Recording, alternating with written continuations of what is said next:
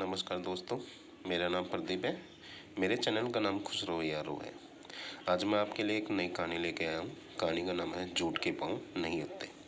यदि आपको मेरी कहानी पसंद आती है तो मेरे चैनल को सब्सक्राइब करें, लाइक करें, शेयर करें, ताकि आपको भी अच्छी अच्छी कहानियाँ मिलती रहें। पहाड़ की एक तराई में स्थित किसी गांव में एक लड़का रहता था।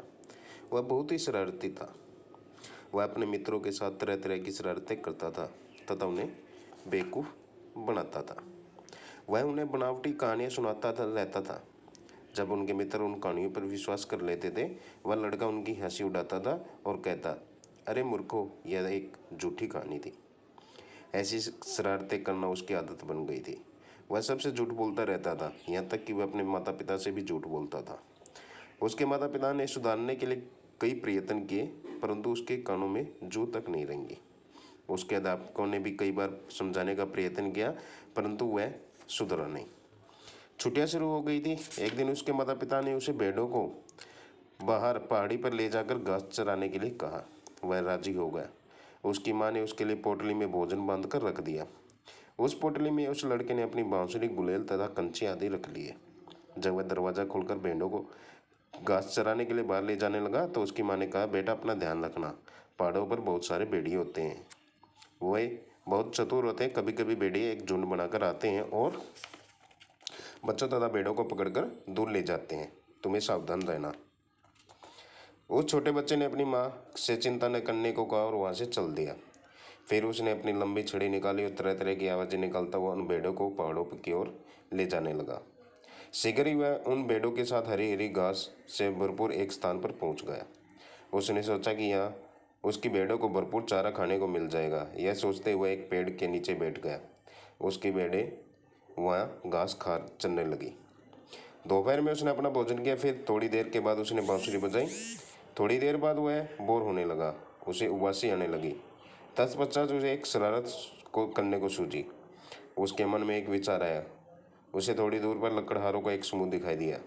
वह लड़का तेजी से उनकी तरफ भागा और जोर जोर से चिल्लाने लगा, बचाओ, भेड़िया आया, भेड़िया आया, बचाओ बचाओ। वे लकड़हारे अपनी अपनी कुल्हाड़ी लेकर उस लड़के की तरफ भागे। जब उन्होंने पूछा कि भेड़िया कहाँ है तो वह लड़का जोर से ठाक मारते हुए हंसने लगा, यहाँ तो कोई भेड़िया नहीं था, मैं तो ऐसे ही मजाक कर रहा था। आप सब लोग बेवकूफ़ बन गए। इस पर लकड़हारे भेद नाराज हुए तथा उस लड़के को कोसते वहाँ से चले गए। कुछ दिनों बाद उस लड़के ने कुछ कुम्हारों को उसी जगह मिट्टी खोदते हुए देखा। वहाँ पर अपनी भेड़ों को चराता था। फिर उसे शरारत करने की सूझी। वह चिल्लाया, बचाओ, भेड़िया आया, बचाओ बचाओ। कुम्हार अपना सारा काम काज छोड़कर अपने हाथों में डंडे तथा फावड़े लहराते हुए लड़की की ओर दौड़ पड़े। उस लड़के तक सबसे पहले पहुंचने वाले कुम्हार ने उससे पूछा, कहाँ है भेड़िया? लड़के ने उसका उपहास करते हुए कहा, भेड़िया? क्या? यहाँ तो कोई भेड़िया नहीं है। मैंने तो आपको सबको बेवकूफ़ बनाया। यह कहते हुए वह तालियां बजाकर जोर जोर से हंसने लगा।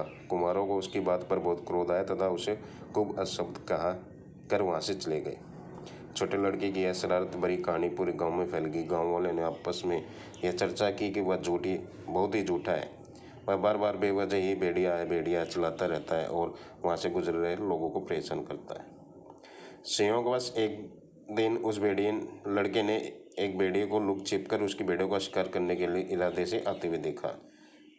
वह देखकर बहुत घबराया। उसके पैरों के नीचे से मानो जमीन से खिसक गई। उसे अपनी जान का खतरा महसूस होने लगा। उसके हाथ में एक मजबूत लाठी थी, पर उसमें उस भेड़िए का सामना करने का साहस नहीं था। वह घबराकर जोर जोर से चिल्लाने लगा, बचाओ, भेड़िया आया, बचाओ बचाओ। पास ही के कुछ गांव वालों ने उसकी चीख सुनी तो वे उसकी सहायता के लिए उठ खड़े हुए, परंतु उसी समय याद आया कि यह लड़का तो बहुत झूठा है। उसकी चीख सुनकर गांव के मुखिया ने कहा, वह फिर से नाटक कर रहा है, इस बार हम उसकी चाल में फंसने वाले नहीं हैं। यह कहकर गांव वाले जंगल के दूसरी ओर चले गए।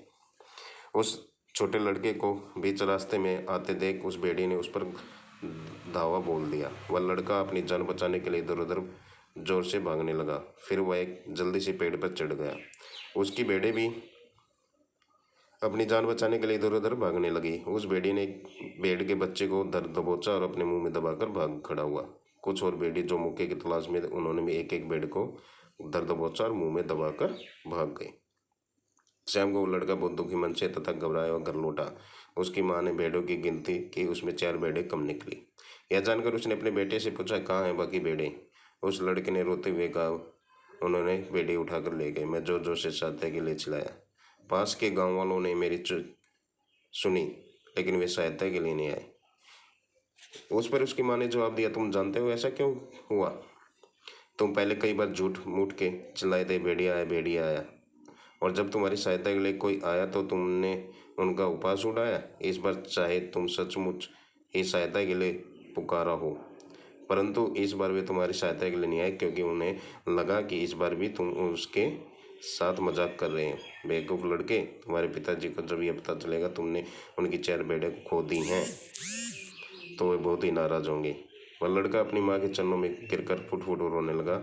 उसने प्रण किया कि वो भविष्य में कभी भी झूठ नहीं बोलेगा, क्योंकि वह जान गया था कि झूठ के पाँव नहीं होता और झूठ का सहारा लेकर किसी का भला नहीं होता।